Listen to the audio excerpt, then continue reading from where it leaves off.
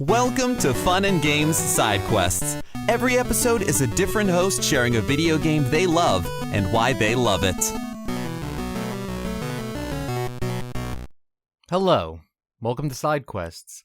I'm Josh Silverman, which you may know me as a PR coordinator in the video game industry, but most people might know me for my love of the Mass Effect series, a love that goes so deep that I started a show this year called Massively Affected. Massively Affected is a show that dives deep into Mass Effect, but mostly our legacies surrounding Mass Effect and what that means to us. Myself and a guest each week come on, and I ask them a question: why Mass Effect? And that's where we go from there. There might be other questions, but that's really the core, that's the crux of the show, as it were.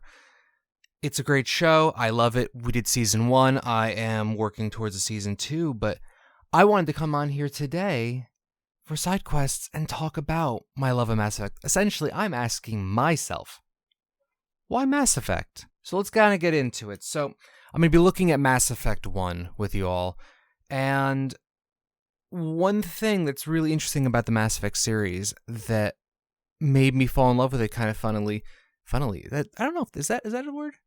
Funny enough, Mass Effect is a series, was one I never expected to get into. I remember years ago, I think it was, I think I hadn't heard of the game until roughly maybe 6 months before it released. I probably heard of it in passing on some social media or something in those early days of social stuff, but it was my Bear Punch Media co-founder, Justin Stanley, who kind of just nudged me in a direction. He's like, hey, you should check this out. This game looks really cool. They are claiming that they're going to be making a trilogy where your choices get carried over, where what you do gets carried over. And that was this new concept. I think there might have been claims of people, or developers doing stuff like that, but nothing major. But he mentioned it came from BioWare, who, made Knights of the Republic, which, full disclosure, I love enough. I'm not some fervent fan who thinks it's the greatest thing that ever happened to Star Wars. I very much enjoyed the game. It's not my favorite Star Wars game, but I really liked what BioWare did with story. I really enjoyed that experience and the characters and stuff. So that was something that pulled me towards this Mass Effect, because, story and characters, that's my deal. At this point, I was in my early 20s. And yeah, so I did my research on it. I watched some of the, the trailers and videos and stuff. And I was like, I think it was like the Unknown Worlds trailer. I was like, this looks really cool. I don't like third-person shooters. I didn't like shooters at all at that point. I think I was only just starting at that time frame to admit that I was kind of interested in the Halo series, because I didn't like shooters at all, third or first person. That was just not something I was into. And then, he convinced me. I went to my local GameStop back when I still shopped there. I pre-ordered it because that's what I did. It's funny, I actually still have behind me, this is an audio thing, so it's pointless to gesture at this, but I have the bonus disc you got for pre-ordering. I keep it behind me as part of my little Mass Effect shrine of sorts nowadays. But yeah, this was... I picked up the game. I remember going to the Arizona Mills Mall with my girlfriend at the time, who's now my wife, and picked up the game. Her and I went and sat in the food court. And I literally just read the manual aloud to her because, I don't know, something about this game which just excited me. Paragon and Renegade instead of using light side and dark side. But the Paragon idea wasn't exactly light side, and the Renegade idea wasn't exactly dark side. Well, that's really interesting. What's the deal with that? Oh, it's like you're different classes and stuff like that. Well, this one, okay, so like it's quasi-force users and stuff. Like, again, I watched stuff before the game came out, but it really was just a case of I was some jackass with disposable income, luckily enough, in my early 20s, and I just bought a game because my friend told me to. There really was no logic behind it. So yeah, I took the game, went home, played it. I enjoyed it. It was fun. I was bad at it. I started with a male Shep soldier, because my logic being the other classes, all the advanced classes, and yeah. The idea of playing an Adept wasn't too interesting to me, and the Engineer wasn't too interesting, and, Vanguard, Sentinel, and Infiltrator were listed as these hybrid classes. Be familiar with the game beforehand, so... Again, I was bad at video games. I'm still not great at them, but I was really bad at games back then, so load the game up on casual, because video games you should be allowed to play on whatever the hell damn difficulty you want, and that's what I did. I played on casual, played Soldier, and yeah, I enjoyed the game, had fun, went through the choices and stuff like that, my brain min-maxing stuff for the best results, because I'm never going to replay this game, and that's kind of my mentality on things. And then I got, I got a good ways in. I fell in love with Nihilus from the get-go, loved that character, was deeply... spoilers, obviously, for this. Deeply upset that, they killed him off immediately because he's so pretty and I love his, his crest and, stuff like that. How could I not love him? And then, met Garrus Vakarian and just fell in love with that character immediately. Like, he was like the character I liked playing in video games that, term we now know Renegade, but, that dark side, but not evil dark side kind of character from Star Wars, like that kind of vibe of someone who's redeemable. I loved playing that in games, and Garrus was just there, and then Rex was just glorious, this sarcastic old bastard of a lizard man who'd been through it all, and those two characters kind of kept me going. I was a huge Seth Green fan, so Joker was right there, and loved the sense of humor, and I enjoyed the game. But I can honestly say it didn't enthrall me from the get-go. Again, I was not great at the combat. I thought the Mako was fun. I liked making music with by holding the weapons and trying to do the Terminator theme and things of that nature. But yeah, no. So then I got to Virmire, and Virmire was cool. But I met Sovereign, and the game unlocked. Literally, it was an unlocking moment. I'm sure a lot of people have had a similar thing with Mass Effect, but hearing Sovereign's speech and hearing how they looked down on, organic life and that they were the actual villain and that Saren, who was a cool villain up to that point, was actually a tortured soul who was kind of just trying to survive, and they weren't a good person at all. But survival instincts were just strong in them, and they wanted to. They thought they were doing right, but a term we learned in that game and more about as we went, indoctrination and stuff like that. Oh, so I was like, oh, there's so much more to this. Okay, I get how they're doing more of these games and how this is a planned storyline and all that stuff, and it just clicked. If I remember right, to get to Virmire took me a few days of play, because I think I actually started Mass Effect, because it came around the same time as the original Assassin's Creed that I was more interested in. If I remember right, I actually played, because I've told this story wrong over the years, but I've been really thinking about it.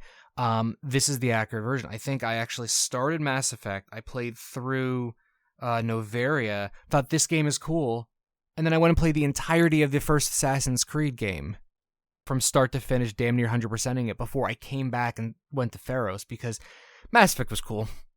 Assassin's Creed sounds more interesting, and that's kind of was my mindset. And I don't regret that choice at all. But yeah, no, so I came back to Mass Effect, did Pharos and stuff like that. So it took me 2 weeks, a break in between, and then yeah. But I got to Virmire, and I just played through the whole game. I think that I got to Virmire somewhere around dinner time, so in that 5 to 7 p.m. range. And I just played through the rest of the game. And to be clear, I was also I damn near 100%ed that first playthrough. So I think I finished the original Mass Effect. I think I saw the end credits of that somewhere around 7 o'clock in the morning after I'd started playing that day around the previous day around 3 p.m. And I weeped openly through the end credits. M4 Part 2 by Fonz is one of my favorite songs of all time. I was openly weeping. And then I restarted the game. Immediately I restarted the game. And I played through it again. And over the span of the next few months, I put... over the next month and a half to 2 months, I put 750 hours into Mass Effect 1. I started a thing where I was already a college dropout at that point I was already a college dropout, I believe, at this point for one of my many times. So my girlfriend was at school. We lived together. She was at school, and whenever she would go to classes, which she was gone for about 6 hours, I would just try to beat Mass Effect before she came home, and I would do that. The main storyline, then when Bring Down the Sky came out, the main storyline and Bring Down the Sky, and I would just try to speedrun it. So I loved the games, and I started making character sheets. I wasn't a D&D person, but I made character sheets about it. Just cataloging my story choices for each character and trying to figure out what my canonical person was as we got closer to Mass Effect 2.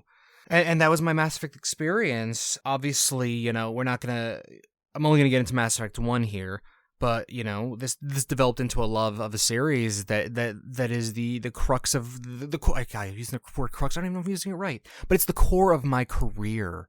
Mass Effect doesn't exist, then Mass Effect 2 doesn't exist, then 3 doesn't exist. If 3 doesn't exist, then I don't start a podcast. I don't start a podcast, I don't figure out I'm an extrovert. I don't discover a love of talking to people, of interviewing, of this kind of stuff. I don't discover a love of marketing. I don't start my career. I don't then eventually come back to my love of Mass Effect and start the Massively Affected podcast. It's wild that, to me, that my story started with a game that I very much enjoyed, but I fell off of to play an entirely different game. Something in modern days, if I stop playing a game, I don't come back to it. My brain cannot hold on to the control scheme. I just don't come back to it, so it's wild for me to think about, what happened here like 14 years ago. But yeah, no, so Mass Effect is very special to me, very important. It's not my favorite series of all time, funnily enough, but it's the one that's most near and dear to my heart, obviously. And Mass Effect 1 is what started that. The sense of exploration, the sense of this new world, reading the codex, learning about all these races, learning about what this living, breathing world was. And also it was, I was a kid who grew up on two different things, Star Trek and Babylon 5. Star Trek was this utopia. It was the idealized form of what the future could be. And I loved it. I still love it. Star Trek is very special to me. But Babylon 5, my favorite show of all time, always had a special place in my heart because that was realistic. Humanity still fought within themselves. There was still, bigotry. There was still... It felt like it felt like reality of what the world would be, or what the universe would be when we discover aliens and when we just, when we venture out into the unknown. And that always held me for me because it felt real, where Star Trek didn't. And Mass Effect was just Babylon 5 to me, but in a different way. Hell, the Citadel is much like the Babylon Station, you know what I mean? Like Babylon 5 Station. So it was like, it was that, and it was going into this real world. It was going to this real universe of how I expect things to be. People are still, there's still bigotry. There's space. We always joke about Ashley and stuff like that, being a space racist and stuff, and things that maybe not necessarily joke, but it's a commentary on the game and stuff like that. And it was going out into this world of this unknown and learning so much about it. It's actually why I love Andromeda so much, which maybe I'll get the opportunity to talk about.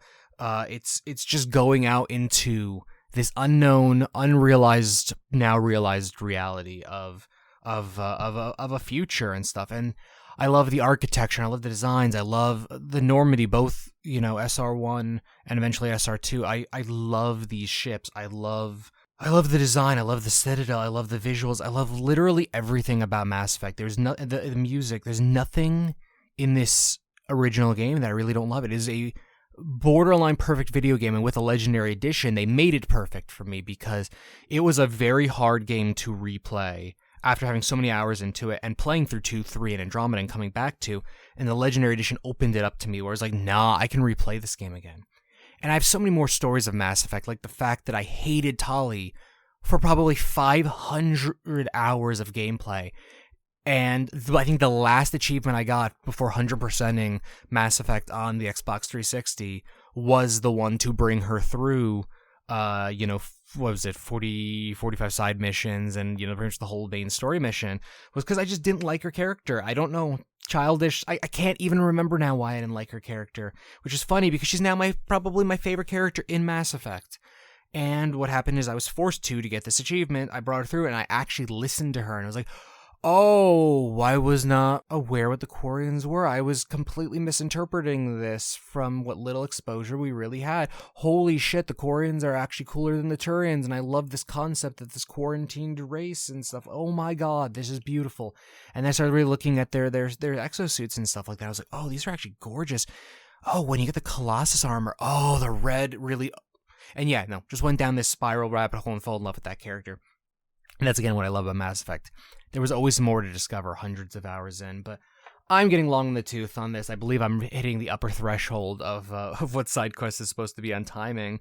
So if you've taken the time to listen to me kind of ramble a little bit about Mass Effect, I really appreciate you, because, it's important to me. If you want to hear more of my stories, predominantly it's more of the people I'm talking to stories, including the wonderful Matt Storm, who runs this project here. Matt was my first guest ever on Massively Affected before I even knew exactly what I wanted the format to be.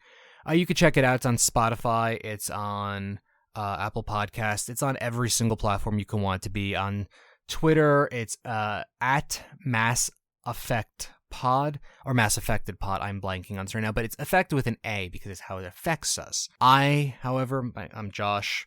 You can find me at Bear Punch. That's really the better place to find everything. I've got a fan house out there now where you could find more behind the scenes stuff on my podcasting and various other things. I'm going to talk more Mass Effect on there as well. And yeah, I thank you all for your time, and happy gaming.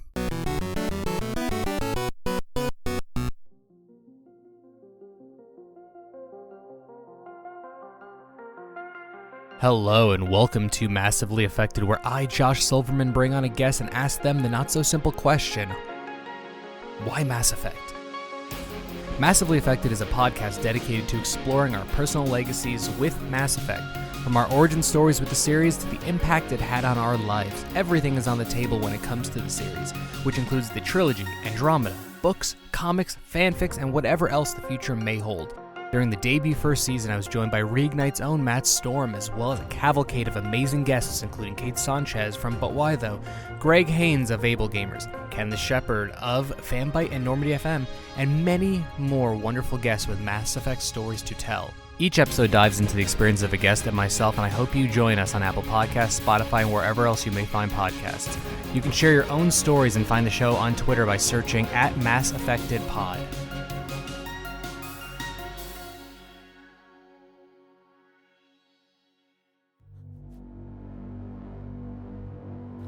We've made difficult decisions.